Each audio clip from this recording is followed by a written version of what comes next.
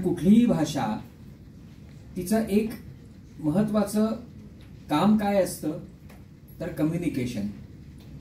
आपण आपल्या मनातले विचार दुसऱ्या माणसाला सांगणं, त्याचे विचार ऐकून घेणं. पण हा साहित्याचा आणि याचा प्रांत नेमका कुठून सुरू होतो, लोकांना हे सगळं का करावं असं वाटलं असेल, असा प्रश्न जेव्हा नेहमी माझ्या मनामध्ये येतो तेव्हा मला व्यंकटेश माडगूळकरांच्या आयुष्यातली एक छोटीशी घटना आठवते. माडगूळकर लहानपणी नदीवरती खेळायला चालले होते आणि त्यांचा एक मित्र भेटला. तो मासेमारी करायचा, मासे पकडायचा, वयाने मोठा होता थोडा. त्याने विचारलं, काय रे कुठे चाललायस? तो म्हणाला, हे मासे पकडायला चाललोय. संध्याकाळपर्यंत माडगूळकर खेळत होते. संध्याकाळ झाली, परत आले आणि त्यांना संध्याकाळी परत तो मित्र नदीवरून परत येताना दिसला आणि त्यांनी विचारलं, काय रे गावले का मासे? आता मासे गावले का या प्रश्नाचं उत्तर काय असू शकतं तर मासे गावले नाही गावले, अपेक्षेपेक्षा जास्त गावले, अपेक्षे इतके नाही गावले, अशा 5-6 याच्या पलीकडे उत्तर असू शकत नाही. तर गमतीचा भाग असा की त्यांचा मित्र त्यांना असं म्हणाला, नाही बा, आज एकही मासा नाही गावला, आज एक बी मासा नाही गावला. पण तिथेच तो थांबला नाही. तो म्हणाला, नाही बा, आज एक बी मासा नाही गावला, आज नदीला जणू एकादश होती. मला असं वाटतं नाटकाचा किंवा साहित्याचा प्रांत ना, नाही बा मासे ना एक बी नाही गावला इथपासून सुरू होतो आणि आज नदीला जणू एकादश होती, हा त्याचा भाग असतो. याचं कारण मला असं वाटतं की आपण कायम असा एक शब्द उच्चारतो की सामान्य माणूस आणि आपण कलावंत, लेमॅन. पण सामान्य माणूस आणि कलावंत याच्यामध्ये खरं काही फरक असतो का? कारण त्यालाही दुःख होतं, आपल्यालाही दुःख होतं, तोही आनंदी होतो, आपणही आनंदी होतो. ईर्ष्या, मत्सर, षड्विकार त्यालाही येत, आपल्यालाही येत. पण नेमका फरक काही असू शकतो का? तर मला असं वाटतं की तोही आयुष्य जगत असतो आणि आपणही जीवन जगत असतो. जगता जगता तोही त्या जगण्याकडे बघत असतो, आपणही त्या जगण्याकडे बघत असतो. पण बघता बघता त्या जगण्याचं पृथक्करण करून, अॅनालिसिस करून आपण कुठल्या तरी त्या जगण्याबद्दलची स्वतःची अशी एक धारणा किंवा आकलन जे असतं ते आकलन निर्माण करतो. तोही तशा पद्धतीचं जगण्याबद्दलचं त्याचं स्वतःचं एक आकलन असतं. पण आपण ते आकलन कुठल्या तरी एका नाटकाच्या प्रयोगाच्या माध्यमातून मांडायचा प्रयत्न करतो आणि तिथे त्याच्यामध्ये आणि आपल्यामध्ये एक वेगळा असा एक फरक निर्माण होतो. आणि म्हणून जग आणि जगाबद्दलचं आणि जग आणि जगण्याबद्दलचं जे आपलं आकलन आहे ते आकलन आपण जेव्हा मांडतो आणि ते मांडत असताना कुठल्या तरी एखाद्या कलात्मक अशा कलाकृतीचा, शैलीचा आधार घेतो आणि त्यातून ते व्यक्त होण्याचा प्रयत्न करतो, तिथे मला असं वाटतं की आपण त्याच्यापेक्षा वेगळे व्हायला लागतो. आणि म्हणून मग आपण प्रत्येक वेळेला वेगवेगळ्या मंच परिभाषेच्या शोधामध्ये असतो. आपल्याला प्रत्येक वेळेला नाटकातली एक वेगळी भाषा शोधायची असते, कारण त्यापूर्वी या लोकांनी हे करून झालेलं आहे. म्हणजे आपल्याला आठवत असेल की जुन्या नाटकांच्या मध्ये एक म्हातारा असायचा. पडदा उघडला की तो म्हातारा यायचा, फोनची बेल वाजायची, म्हातारा जायचा, फोन उचलायचा आणि म्हणायचं की हो हो रावबहादुरांचं घर, की एस्टॅब्लिश व्हायचं हे रावबहादुरांचं घर. नाही, रावबहादूर मुंबईला गेलेत, ते काय ते त्यांच्या मंत्रालयात मिटिंग आहे ना, त्यांच्या कारखान्याबद्दल नवीन कारखाना काढतायत, चला म्हणजे हा माणूस कारखानदार आहे हे लक्षात येतं. बेबीराजे नाही, बेबीराजे गेलेत कॉलेजला, आज वक्तृत्व स्पर्धा आहे ना, मागच्या वेळेला त्यांनी ढाल जिंकली होती. आणि बाळराजे नाही, ते तर क्रिकेटला खेळायला गेलेत. पण खरं सांगू का की आजकाल रावबहादुरांचं म्हणणं असं असतं की त्यांनी जरा धंद्याकडे लक्ष द्यावं आणि हे खेळातच वेगळं असतात. नाही, या सोमवारी बेबीराजेंना बघायला मुलं येत आहेत ना. पण खरं सांगू का त्या बेबीराजेंचं ना त्यांच्या कॉलेजमधल्या एका मुलाबरोबर हे सगळं तो जे काही सांगायचा ते कुणाला सांगायचा, तो प्रेक्षकांना सांगायचा. कारण सूत्रधार नावाचा जो प्रकार होता तो त्याला एलिमिनेट करायचा होता आणि म्हणून तो म्हातारा आपण त्या ठिकाणी आणला एक डिव्हाइस म्हणून. आणि मग त्या म्हाताऱ्याचा जेव्हा कंटाळा यायला लागला आणि लोक म्हणायला लागले हा किती वर्ष नोकरी करणार, याला रिटायर करा. आणि मग नाटककारांनी त्याला रिटायर केलं आणि प्रसंगाच्या माध्यमातूनच आपला सगळा परिसर आहे, नाटकाचा विषय काय, नाटकाचं लोकेशन काय, नाटकाच्या आजूबाजूला कोण आहे, नाटकात कोण आहे, नाटकाचा विषय काय, हे सगळं त्या प्रसंगामधूनच लोक मांडायला लागले. म्हणजे काय तर प्रत्येक टप्प्यावरती नाटक करत असताना आपण एक वेगळ्या प्रकारची मंच परिभाषा शोधत असतो. आपल्याला जे मांडायचंय ते एक वेगळ्या पद्धतीने सांगायचा प्रयत्न करत असतो. बरं, या सगळ्यामध्ये नेहमी मला असं वाटतं की नाटकाचे खरं तर 3 प्रकार पाडता येतात का कुठल्याही कलाकृतीचे? तर ढोबळ मानाने आपण असं म्हणू शकतो की एक कलाकृती अशी असते की जी रंजन प्रधान असते, ती जी आपलं मनोरंजन करते. आपण येतो छानपैकी 3 तास एन्जॉय करतो, बाहेर जातो आणि फ्रेश होतो आणि छानपैकी त्या कलाकृतीने आपलं मनोरंजन केलेलं असतं. दुसऱ्या प्रकारची कलाकृती असते जी आपल्याला आपल्या सामाजिक, राजकीय, धार्मिक, कौटुंबिक परिसराबद्दल आपलं आकलन वाढवत असते, आपल्याला माहिती देत असते. समाजात काय चाललेलं आहे, मानवी नातेसंबंधांच्या बद्दल काय चाललेलं आहे, माणसं कशी बदललेली आहेत, पूर्वी काय होतं, आत्ता काय होतं, अशा आपल्या सगळ्या जो परिसर आहे मनुष्याच्या आजूबाजूचा, मग तो सामाजिक, राजकीय, धार्मिक, कौटुंबिक, आर्थिक, या सगळ्या परिसराबद्दल आपलं आकलन वाढवणाऱ्या कलाकृती असतात. आणि तिसऱ्या प्रकारच्या कलाकृती ज्या असतात त्या मानवी चिरंतन प्रश्नांचा वेध घेणारे असतात. मुळात मी इथे का जन्माला आलो, माझ्या येण्याच्या पाठीमागचं प्रयोजन काय आणि मी नेमका कोण आहे, या 2 प्रश्नांच्या भोवती मनुष्य समूह, मनुष्य जात कायम फिरत राहिलेली आहे आणि या कलाकृती या पद्धतीच्या प्रश्नांचा वेध घेतात. परंतु म्हणून या कलाकृतींना 3 वेगळ्या कंपार्टमेंटमध्ये आपल्याला टाकता येत नाही, कारण अनेक कलाकृती अशा असतात की ज्याच्यामध्ये हे 3ही घटक असतात किंवा यातले 2 घटक असतात किंवा त्यातला एकच घटक असतो.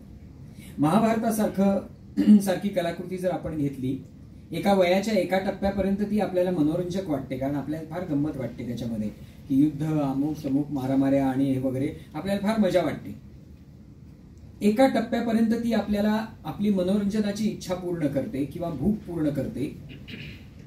थोडंसं आपलं जगण्याबद्दलचं आकलन वाढलं, मॅच्युरिटी वाढली, परिपक्वता वाढली की ती हळूहळू आपल्याला आपल्या आजूबाजूच्या परिसराबद्दल जाणीव करून द्यायला लागते. बघ, नातेसंबंध असे असतात, भावाभावांचं काय होतं, या सगळ्या गोष्टींच्या बद्दल ते आपल्याला आजूबाजूच्या या सगळ्या परिसराबद्दलचं नॉलेज द्यायला लागते, ज्ञान द्यायला लागते. आणि तिसऱ्या टप्प्यामध्ये जेव्हा आपण आणखीन थोडेसे मोठे होतो तेव्हा या महायुद्धाने आणि या सगळ्या याच्यामधनं आयुष्याची क्षणभंगुरता, माणसाच्या आयुष्याचं नेमकं प्रयोजन काय आणि आपण नेमके कोण आहोत, या सगळ्या प्रश्नांना ती भेटते. आणि म्हणून श्रेष्ठ कलाकृती ही प्रत्येक वेळेला 3ही गोष्टींचा वेध घेणारी असते. एकाच बाजूला ती तुम्हाला घट्ट पकडून धरते, म्हणजे मनोरंजनाचा अर्थ इथे मी घट्ट पकडून धरणं असा हे करतो. 2 तासामध्ये आपल्या मनात दुसरे विचार येत नाही, आपण त्याच कलाकृतीशी बांधले गेलेले असतो. एकाच वेळेला ती आपल्या आजूबाजूच्या भोवतालाबद्दल आपल्याला माहिती देते आणि त्याच वेळेला ती न सुटलेल्या चिरंतन प्रश्नांशी आपल्याला जोडते आणि त्या चिरंतन प्रश्नांचा वेध आपल्याला घ्यायला लावते. आपल्या नाटकाची संहिता ही अशा पद्धतीने मला असं वाटतं की एकाच वेळेला लोकांना धरून ठेवणारी असणं आवश्यक आहे. एकाच वेळेला समोर पाहणाऱ्या माणसाला आपल्याबद्दल काहीतरी चाललेलं आहे, ते आपल्याशी कुठेतरी रिलेट होतं आहे, माझ्या जगण्याशी याचा कुठेतरी संबंध आहे असं दाखवणारी असते. आणि त्याच वेळेला बाहेर पडताना ती आपल्याला अशा काही प्रश्नांच्या जंजाळामध्ये तिने ढकलून दिलेलं असतं की जे प्रश्न आपल्याला आयुष्यभर छळत असतात किंवा छळणारे असतात. आणि म्हणून त्या संहितेला आपण श्रेष्ठ संहिता म्हणतो. जे आपल्याला शेक्सपियरमध्ये दिसतं, जे भासामध्ये दिसतं, जे शूद्रकामध्ये दिसतं, जे कालिदासामध्ये दिसतं, जे आपल्याला जयवंत दळवींच्या नाटकांमध्ये दिसतं, मोहन राकेशांच्या नाटकांमध्ये दिसतं, बादल सरकारांमध्ये आपल्याला दिसतं. अशा पद्धतीने ह्या कलाकृती ज्या असतात की संहिता जी असते ती अशा प्रकारे एकाच वेळेला 3 अंगांना स्पर्श करणारी जेव्हा असते तेव्हा ती श्रेष्ठ कलाकृती म्हणून लोकांच्या समोर येते, तेव्हा तिच्याकडे एक श्रेष्ठ संहिता म्हणून पाहिलं जातं. ही संहिता लिहित असताना अनेकदा लेखनाच्या बाबतीमध्ये मोठा गोंधळ असा होतो आणि आपल्याकडे नाटक हे समकालीन असलं पाहिजे असं म्हटलं जातं. या समकालीन शब्दांनी खूप गोंधळ करून टाकलेला आहे. असं म्हटलं जातं की आपल्या आजूबाजूला असलेले प्रश्न, आपल्या आजूबाजूला असलेल्या समस्या, या सगळ्यांचा वेध कलाकृतीने घेतला पाहिजे. म्हणजे अनेकदा आपल्याकडचे समीक्षक प्रश्न असा विचारतात की मुंबईमध्ये इतक्या घटना घडल्या आणि त्याच्यावर नाटक कसं काय नाही, संयुक्त महाराष्ट्राची चळवळ झाली त्याच्यावर नाटक नाही, मुंबईमध्ये एवढी प्रचंड दंगल घडली त्याच्यावरती नाटक नाही, इतक्या सगळ्या घटना घडतात त्याच्यावरती नाटक का नाही. मग अशा समीक्षकांना आम्ही असं विचारायचो किंवा विचारतो, याचा अर्थ तुम्हाला असं म्हणायचंय का की घडलेल्या घटनेचं ड्रॅमॅटायझेशन करणं म्हणजे नाटक लिहिणं, म्हणजे संहिता तयार करणं? मग संपादकांमध्ये आणि आमच्यामध्ये फरक काय राहिला? पत्रकारही तेच करतात, आजूबाजूला असलेल्या ज्या घटना असतात त्या घटना पेपरमध्ये छापतात आणि दुसऱ्या दिवशी अग्रलेखामध्ये त्या घटनेबद्दलचं काहीतरी माहिती देतात. नाटकाने हेच करणं आवश्यक आहे का? आणि सगळ्यात संहितेचा विचार करत असताना एक लक्षात येतं की तुमच्या आतमध्ये काय मुरलेलं आहे आणि ते संहितेमध्ये कुठल्या रूपाने बाहेर पडेल हे तुम्हाला सुद्धा कधी कधी कळत नाही. आणि मग म्हणून मला असं वाटतं की या समकालीनत्वाचा जेव्हा आग्रह धरला जातो तेव्हा मला असं वाटतं की समकालीनतेची एक बेडीच आपण नाटकाला घालतो किंवा संहितेला घालतो. मी नेहमी लोकांना असं म्हणतो, माझं ज्याचा त्याचा प्रश्न नावाचं जे एक नाटक आहे ते नाटक मुंबईच्या दंगलीवर आधारित आहे. लोक असं म्हणतात, दंगलीवर कसं काय आधारित असेल, त्याच्यात काहीच नाही दंगलीच्या, म्हणजे काय लूटपाट नाही, मार काहीच नाही, कसं काय. तर मी त्यांना नेहमी असं सांगतो की मुंबईमध्ये जेव्हा दंगल सुरू होती आणि मी एका चाळीमध्ये पेईंग गेस्ट म्हणून राहत होतो आणि काहीच नव्हतं, कर्फ्यू लागला होता, म्हणजे मी गॅलरीत जरी येऊन उभा राहिलो तरी सुद्धा पोलिसांच्या गाड्या जायच्या आणि त्या आम्हाला आत जा म्हणून सांगायच्या, कारण मिलिटरीच्या ताब्यात शहर दिलं होतं. त्यावेळेला मी टाइमपास म्हणून जेव्हा गॅलरीत उभं राहायचो तेव्हा माझ्या बरोबर समोर एक मठ होता, अक्कलकोट स्वामींचा मठ होता, आणि मी पाहायचो त्या दंगलीच्या काळामध्ये लोक घरातून बाहेर पडायला घाबरायची, पण गुरुवारी मात्र मठामध्ये रांग लावून उभी असायची. आणि मग माझ्या मनामध्ये असा प्रश्न निर्माण झाला की परमेश्वर ही अशी काय शक्ती आहे की जी शक्ती माणसाला घरातनं बाहेर पडायला लावते त्या सगळ्या दंगलीच्या काळामध्ये सुद्धा, आणि तिथे दर्शनाला उपस्थित राहा म्हणते आणि राहायचं बळ देते. आणि मग ही अशी शक्ती काय आहे की जी इतर वेळेला लोकांना घराच्या बाहेर पडायला लावून दंगल थांबवायला प्रवृत्त करत नाही, नेमकं काय आहे. मग हळूहळू मला असं वाटायला लागलं की परमेश्वर ही अशी गोष्ट आहे का की लहानपणापासून आपल्या मनामध्ये तिचं अस्तित्व इंजेक्ट केलं जातं, आपल्यामध्ये ते टोचलं जातं आणि पुढे जाऊन तो आपला पांगुळगाडा बनतो. या सगळ्या प्रश्नांची माझ्या डोक्यामध्ये गर्दी झाली आणि त्याच्यातून आस्तिकता आणि नास्तिकता याच्यावरती आधारित असलेलं ज्याचा त्याचा प्रश्न नावाचं नाटक मी लिहिलं. आता हे नाटक दंगलीशी संबंधित आहे की नाही, पण ते नाटक दंगलीनीच जन्माला घातलंय ना, त्यामुळे संहितेचा विचार करत असताना तुमच्या मनामध्ये जगण्याचे काय रूपरेषा निर्माण होईल, काय ठसे तुमच्यावर तुमचं जगणं सोडून जाईल, त्या ठशांमधनं कुठली कलाकृती निर्माण होईल हे आपल्याला सांगता येत नाही. आणि म्हणूनच जर आपण रामायणाचा विचार केला तर क्रौंच पक्षाची जोडी एकमेकांच्या बरोबर मैथून करत असताना बाण लागला, एक जण मरण पावला आणि दुसऱ्या पक्षाने म्हणजे त्या जी मादी होती तिने तिथे प्राण सोडला आणि त्यातून रामायण उभं राहिलं. आता रामायणामध्ये पक्षी नाही, काही नाही, पण तरी सुद्धा ते जे ठसे होते महर्षी वाल्मिकींच्या मनावरती उमटलेले, मग त्याच्यामध्ये विरह होता, त्याच्यामध्ये चिरंतन प्रेम होतं, प्रेमाची एक अत्यंत वेगळी परिभाषा त्यांच्या मनामध्ये निर्माण झाली आणि मग त्यांच्या मनामध्ये ती पात्र निर्माण झाली आणि त्यातून रामायण निर्माण झालं. आणि म्हणून संहितेचा विचार करत असताना माझ्या मनावरती जगण्याचे कुठले ठसे आहेत, हे ठसे कशा प्रकारे संहितेला जन्म देतील हे बऱ्याचदा लेखकाला सुद्धा कळत नाही. आणि मग समकालीन असं म्हणत असताना मला असं वाटतं की नाटकामध्ये तपशील समकालीन असायला हरकत नाही, परंतु नाटक तपशिलामध्ये आणि एकाच काळामध्ये अडकता कामा नये. अनेकदा दुसऱ्या नटाला खाणं आणि या सगळ्या ज्या गोष्टी असतात त्यामध्ये प्रयोगापासून दिग्दर्शनाकडनं जेव्हा नाटक नटाकडे सरकतं तेव्हा अनेक जण असं म्हणतात की नाटक हे नटाचं माध्यम आहे, कारण आता काही होऊ शकत नाही, एकदा पडदा उघडला की मध्ये जाऊन आपण काही सांगू शकत नाही. आणि पडदा उघडल्यानंतर अनेकदा समोर बसलेला जो प्रेक्षक असतो तो नटाला अनेकदा बिघडवत असतो, किंवा बिघडवत असतो अशा अर्थाने की नटाला जेव्हा कळायला लागतं की हे माझं आवडतंय आणि मग परत तो आपल्या शैलीने काम करायला लागतो आणि लोकांचं लक्ष वेधायचा प्रयत्न करतो. मी जेव्हा हसत न खेळत नाटक केलं, माझं पहिलं नाटक, त्यात अशोक सराफ काम करायचे, त्यांची एंट्री 10 मिनिटांनंतर होती, पण ते कधीही 10 मिनिटांनंतर एंट्री असं म्हणून नंतर तयार व्हायचे नाही. ते पहिल्या बेलला तयार असायचे, पहिल्या बेलपासून ते विंगमध्ये उभे असायचे आणि 10 मिनिटं ते अशा येरझाऱ्या घालायचे आणि त्यांचा कान असा बाहेर असायचा. मी एकदा त्यांना विचारलं, मामा तुम्ही काय करता, आणि त्याच्यानंतर ते बघायचे एंट्री आली की ते वळायचे आणि हळूच माझ्या कानात म्हणायचे, आज माकड उड्या, आणि जायचे. म्हणजे हे काय म्हणायचं की मी पहिल्या 10 मिनिटांमध्ये ओळखतो तुझ्या शाब्दिक विनोदांना हसे येत आहेत का, नटांनी केलेल्या ऍक्शन्सना हसा जास्त येतोय का, अत्यंत त्याच्यामध्ये फार काही विनोद नाहीये अशा पद्धतीच्या याला फार मोठा हसा येतोय, आणि मला कळतं आजचा प्रेक्षक कसा आहे. आणि मग मी तुझ्या शाब्दिक विनोदांच्यावर भर देतोच, ते मी सोडत नाही, पण त्याचबरोबर त्यांच्यासाठी म्हणून मी वेगळ्या प्रकारे माकडोड्याच्या टाईपचं काहीतरी करायचा प्रयत्न करतो. हे त्या वेळेला नटाचं जे असतं ते त्या वेळेचं नटाचं गणित असतं आणि ते नटाला सांभाळायचं असतं. त्यामुळे मी अनेक लोक असे पाहिलेत, आमचे प्रसन्न नावाचे दिग्दर्शक किंवा विजय तेंडुलकरांसारखे लेखक, ते आपला प्रयोगच बघायचे नाही, ते अत्यंत बाहेरचं एरझाऱ्या घरात सिगरेट फुकत असे फिरत असायचे आमचे प्रसन्नाजी. मी त्यांना म्हणायचो की सर चला ना. नाही नाही नाही, हो गया वो हो गया, अब मेरा उसमें कुछ नहीं है. कारण त्यांना ते सतत असं वाटायचं की हे काय चालू आहे किंवा काय ते होतंय की नाही, होणार आहे की नाही.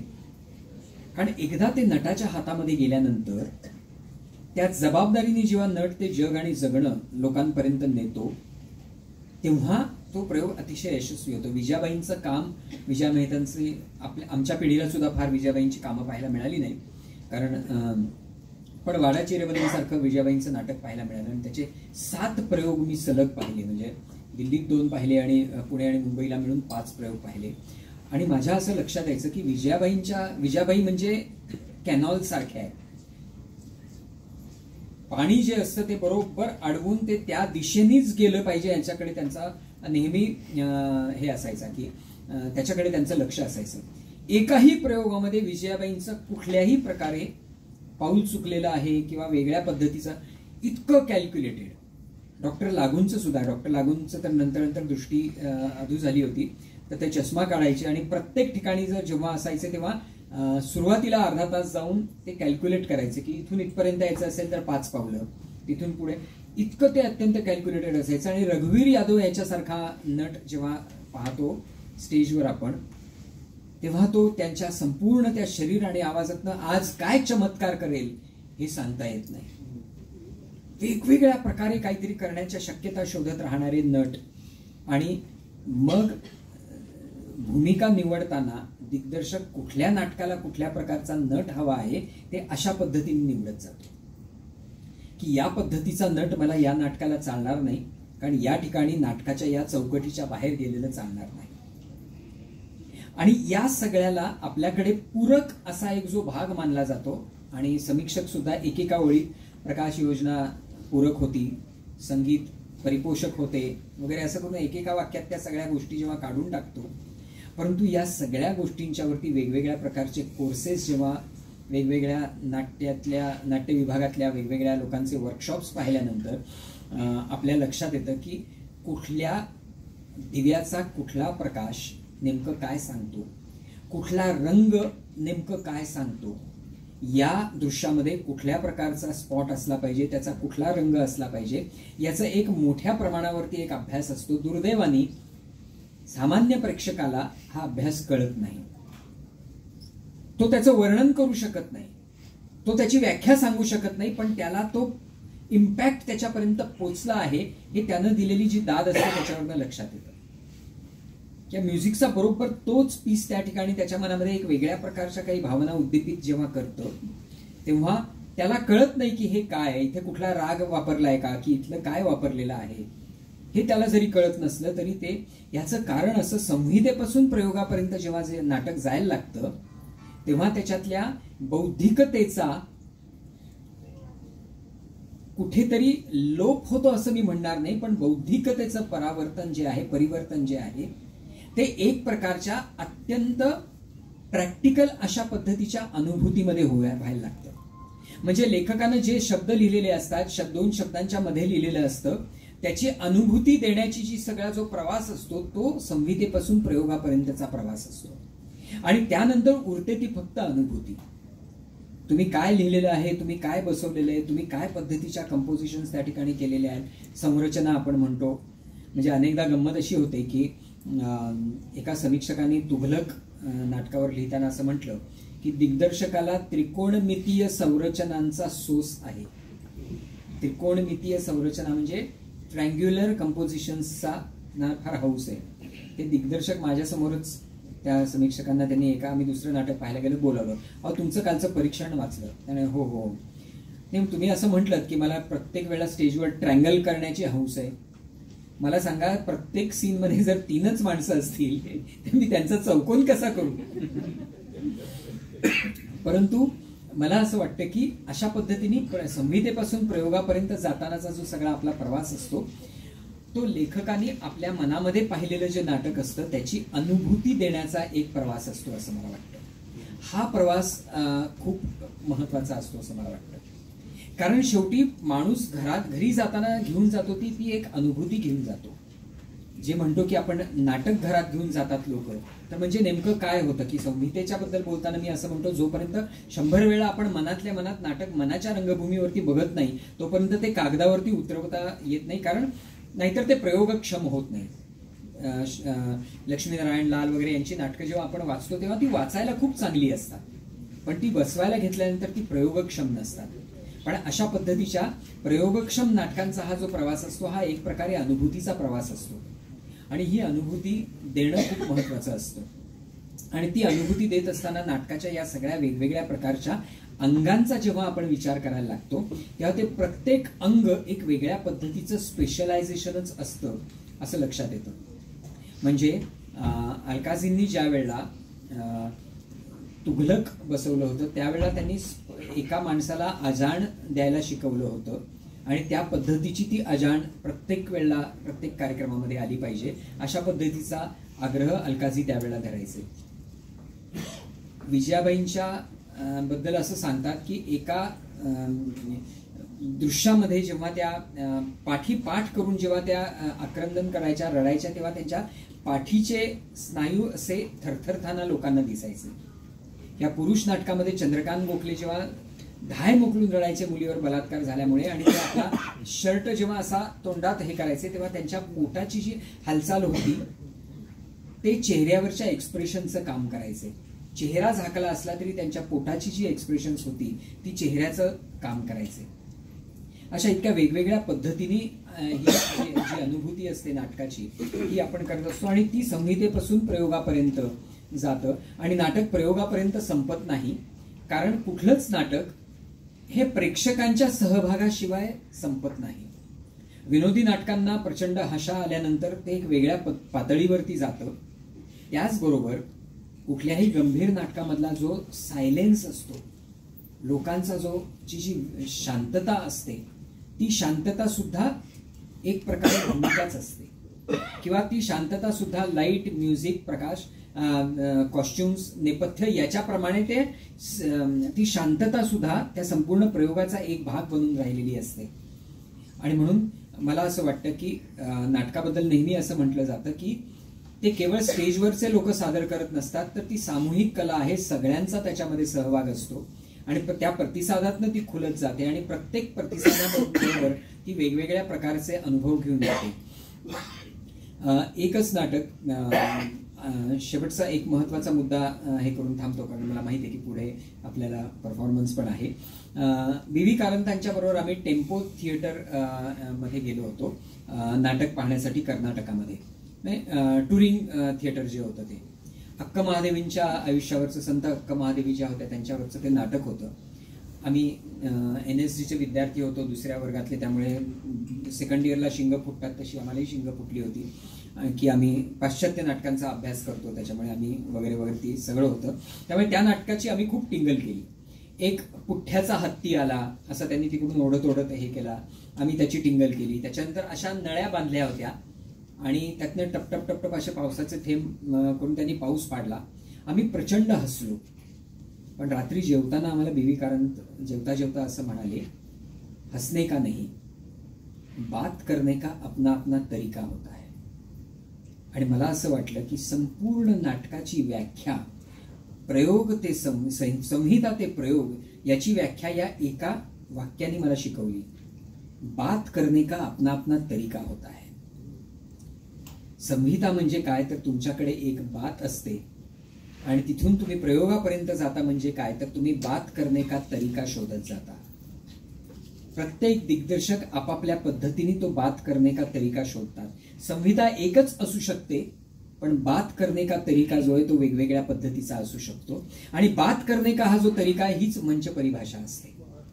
आणि म्हणून प्रयोगाकडून संहितेकडे जात असताना बात आणि बात करने का तरीका हा खूप महत्वाचा ठरतो. आणि तो प्रत्येक ठिकाणी वेगळा असतो. आज टेक्नॉलॉजी, तंत्रज्ञान प्रचंड वाढलेलं आहे, खूप चांगल्या प्रमाणामध्ये आहे. मला आठवतं की त्याच वेळ सुमाराला आम्ही अंकल वान्या नावाच्या रशियन रंगभूमीवरचं एक नाटक दिल्लीला आलेलं पाहिलं होतं. त्याच्यामध्ये पाऊस येणार असतो, लोक गप्पा मारत असतात आणि एका पॉइंटला धो पाऊस कोसळायला लागला रंगभूमीवरती. आणि आम्ही चकित झालो रंगमंचावरचा पाऊस पाहून.